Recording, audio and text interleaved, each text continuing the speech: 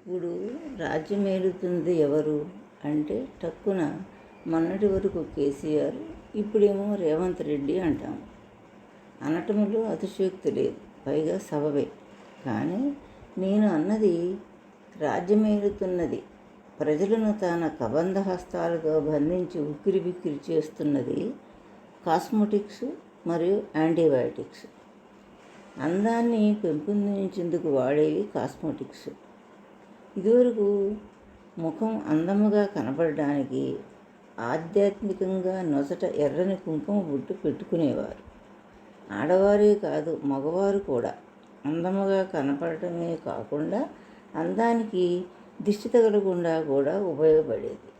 పెదాలకు నెయ్యి, వెన్నపూస వ్రాసుకునేవారు. ఆరోగ్యమే కానీ అనారోగ్యం కాదు. పెదాలు పగలకుండా నిగనలాడేవి. నోట్లోకి పోయిన ఆరోగ్యమే కానీ అనారోగ్యం కాదు. తలకు నూనె వ్రాసుకొని జడ వేసుకొని రిబ్బన్స్తో జడ చివర కుచ్చులు పెట్టుకునేవారు. అలా చేయడం వలన జుట్టు చివర్లు పగిలేవి కావు.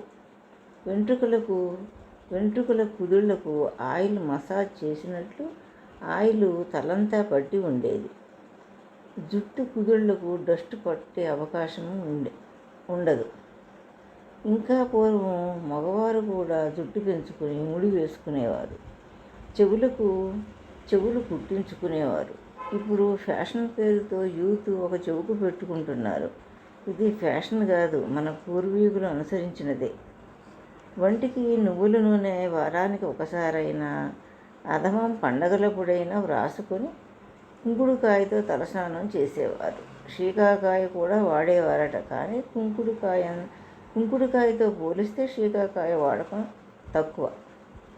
ఆడవాళ్ళు ప్రతిరోజు స్నానం చేసినప్పుడు ముఖానికి పసుపు రాసుకునేవారు. అప్పట్లో వంట అంతా కట్టెల పొయ్యి కనుక ఆ పొగ వేడికి ఈ పసుపు ముఖము స్కిన్ను కొంతవరకు కవర్ చేసేది. ఆడవారు పెళ్ళైన తరువాత ఎక్కువగా ముడి వేసుకునేవారు. జడలు వేసుకోవడం కూడా చాలా తక్కువ. చిన్నపిల్లలప్పుడు పెళ్ళైన కొత్తలో వేసుకునేవారు. పువ్వులు మాత్రం రోజు పెట్టుకునేవారు. అంటే ఇళ్లల్లోనే అన్ని రకాల పూలు పూయించేవారు కనుక కొనుక్కోవటాలు ఉండేవి కావు. జనరల్గా ప్రతి ఇంట్లో మల్లె, సన్నజాజి పందిర్లు పర్మనెంట్గా ఉండేవి. చామంతిలో రకాలు, గులాబీలు, ఇంకా పూజకు మందారాలు, ఇలా చెప్పుకుంటూ పోతే చాలా. ఇందులో ముఖ్యముగా మన పూర్వీకులు పువ్వులు చెవి పక్కన, భుజాల మీద పడేటట్లు కాకుండా తల వెనుక మన పెద్ద మెదడు ఉన్న స్థానంలో పెట్టుకోవాలని అలవాటు చేశారు. పువ్వులు అనగానే సుగంధం. అన్ని రకాల సుగంధాలు మెదడుకు పట్టే విధంగా. అసలు కొబ్బరి నూనెలో ఖర్జూరాలనే సుగంధ పొడిని కలిపి వాడేవారు. ఆ నూనె వ్రాసుకుంటే వారం దాకా ఆ సుగంధం పోయేది కాదు. ఇంకా నిమ్మగడ్డిని నూనెలో వేసి కాచి వాడేవారు. అది గ్రీన్ కలర్లో ఉండి ఏదో బ్రాండెడ్ కంపెనీ హెయిర్ ఆయిల్ వాడిన ఫీలింగు. ఇంట్లో ఫంక్షన్స్ వచ్చినప్పుడు పెద్ద మొత్తంలో ఇలా కాచి ఉంచేవారు. ఎందుకంటే ఇదివరకు ప్రతి వాళ్ళు ప్రతిరోజు నూనె వ్రాసుకునేవారు.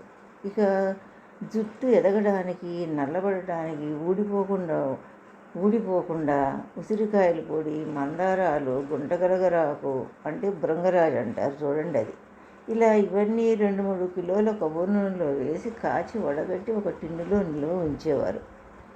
అంత ఎందుకండి అనేరు. పిల్లలకు ప్రతిరోజు నూనె వ్రాసి జడలు వేసేవారు.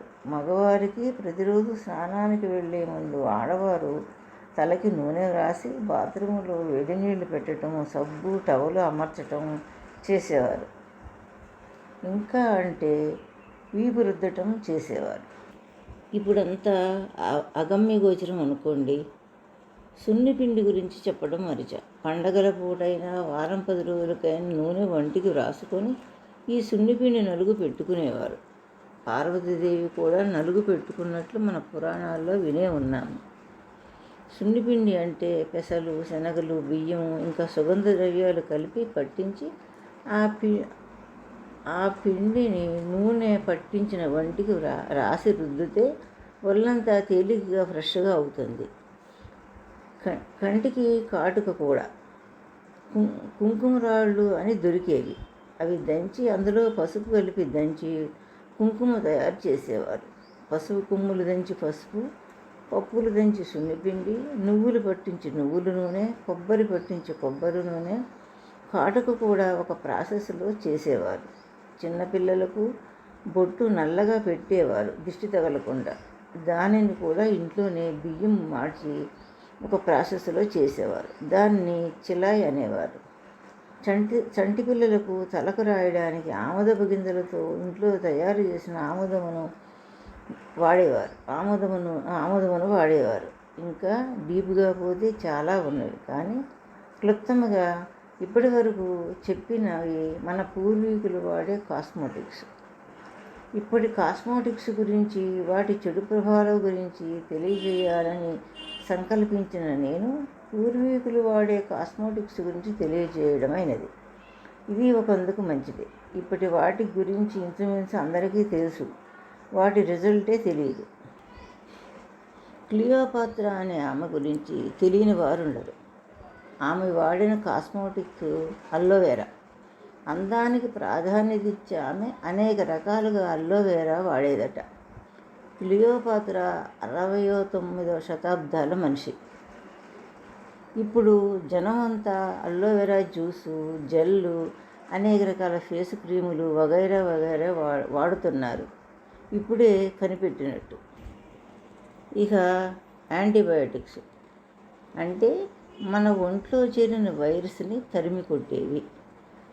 మన ఒంట్లో వైరస్ అటాక్ అయ్యి ఏదో ఒక అనారోగ్యం, మన డాక్టర్లు వాటిని తరిమి కొట్టడానికి ఉపయోగించేవి యాంటీబయాటిక్స్. పూర్వీకులు వైరస్లు ఒంట్లోకి కాదు ఇంట్లోకి సైతం రాకుండా ప్రతిరోజు ఇంటి ముందు వాకిలి చాలా వరకు ఊడ్చి పేడగళ్ళాపు చల్లి వాకిలికి ఒక హద్దుగా పెట్టిన గడపకు పసుపు రాసేవారు. పేడ, పసుపు రెండు యాంటీబయాటిక్సే. అంటే రెండు వైరస్ని ఇంటికి కాదు ఇంటికి ఆమడ దూరం నుండి తరిమి కొట్టడం అన్నమాట. ఇదేమి చాదస్తం, నడుములు పొంగ ఇంత వాకిళ్ళు ఊడవటం అవసరమా? కాస్త గుమ్మం ముందు చీపురుతో అటు ఇటు అని ముగ్గు వేసేదానికి అని కొంతమందైనా అనుకోకుండా ఉండలేరు. అంటే మన పూర్వీకులు వైరస్లు ఒంట్లోకి కాదు ఇంట్లోకి కూడా రాకుండా పద్ధతులు అలవాటు చేశారు. పచ్చగా చల్లిన పేడకళ్ళాపు పైన అందముగా ముగ్గులు బియ్యపు పిండితో వేసేవారు. పచ్చని గడపకు ఎర్రని కుంకుమ బొట్లు, మధ్యలో పిండితో గీతలు. ఇంత అందముగా ఆకుపచ్చ పేడ, పసుపు పచ్చ, ఎరుపు తెలుపు కలయికల వల్ల ఎంతో కళ. పిండి ముగ్గు చీమలకు పిట్టలకు ఆహారం. ఇది ఒక ఆహార పథకం అనుకోండి. ఇటువంటి కళకళలాడుతున్న వాకిలిని చూసి లక్ష్మీదేవి ఇష్టంగా ఇంట్లోకి రావలసిందే, వైరస్ పారిపోవలసిందే. పూర్వీకులు యాంటీబయాటిక్గా ఉపయోగించేది పసుపు ఒకటే. కత్తి, చాకు, బ్లేడు, కత్తిపేటతో కట్టయిన కింద పడితే దెబ్బ తగిలిన, బ్లడ్ గారిన వెంటనే పసుపు గట్టిగా అద్దేవారు. ఎక్కువగా ఉంటే మరి ఒకసారి అద్దితే బ్లడ్ కారటం ఆగిపోయేది. జలుబు చేసి ముక్కు కారటం, తుమ్ములు ఇలా ఉంటే నీళ్లు మరిగించి అందులో పసుపు వేసి ఆవిరి పీల్చడం వలన ముక్కు కారటం, జలుబు తగ్గేది. ఒకరోజే కాకుండా జలుబు తీవ్రతను బట్టి 2-3 రోజులు చేసేవారు. స్కిన్ ఎలర్జీలు వచ్చినా పసుపు, నువ్వుల నూనెతో కలిపి స్కిన్కి మర్దనా చేసి క్రమేణా తగ్గేది. జ్వరాలకు వేపాకు, పసుపు కలిపి నూరి మాత్రలుగా వాడేవారు. ఇలా ప్రతిదానికి యాంటీబయాటిక్గా పసుపు వాడేవారు. కాలక్రమేణా పెన్సిలిన్ ట్యాబ్లెట్స్, ఇంజక్షన్లు వాడుకలోకి వచ్చినవి. బొత్తిగా కరోనా వచ్చినప్పటి నుండి భయం వల్ల కూడా యాంటీబయాటిక్స్ వాడటం ఎక్కువైనది. అనారోగ్యాల వలన శరీరం సగం నీరసం. ఈ మందులు షీట్లు కోర్సులు వాడటం వలన ఇంకా నీరసం. మనిషి సరిగా భోంచేసి ఎప్పుడు కోలుకునేది ఎప్పుడు? ఇంకా నేను మాదక ద్రవ్యాల గురించి మాట్లాడట్లేదు. అవి ఇంకా డేంజర్ అని తెలిసినా వాడకం తగ్గట్లేదు.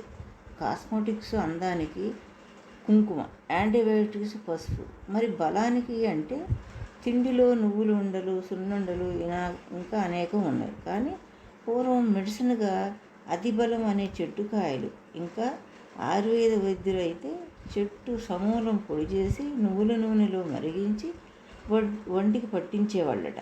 అలా మసాజ్ చేయడం వలన నరాలు, ఎముకలు, కండరాలు గట్టిపడి దేహం దారుఢ్యంగా అవుతుందట. ధృతరాష్ట్రుడి భార్య గాంధారి కొడుకు దుర్యోధనుడికి గెలవాలని నూనె రాయడానికి సిద్ధం చేసి రమ్మన్నదట. అలా దిగంబరముగా వెళుతుంటే శ్రీకృష్ణుడు హేళన చేసేసరికి కడ్రాయర్లాగా ఆచ్ఛాదన వేసుకుని వెళ్ళాడట.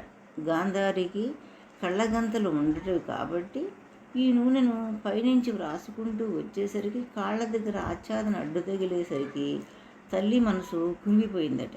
తన కొడుకు శరీరం ఆచ్ఛాదన కట్టుకున్న వద్ద బలహీనపడినట్లే అని. కురుక్షేత్ర యుద్ధంలో పరాక్రమవంతుడైన దుర్యోధనుడిని శ్రీకృష్ణుడి సలహాతో తొడల వద్ద బాణాలు వేసి నేల కూల్చారట. ఇదండి అతిబల రహస్యం. ఆ మొక్కలు ఇప్పటికీ కనబడుతున్నవి. ఆ ఒక్క మూలికే కాక అందులో ఇంకేమీ కలపాలో ఆయుర్వేద వైద్యుడికే తెలుస్తుంది. సహజముగా మన శరీరం రోగ నిరోధక శక్తిని కలిగి ఉంటుంది. దానికి మనం అవకాశం ఇవ్వటం లేదు.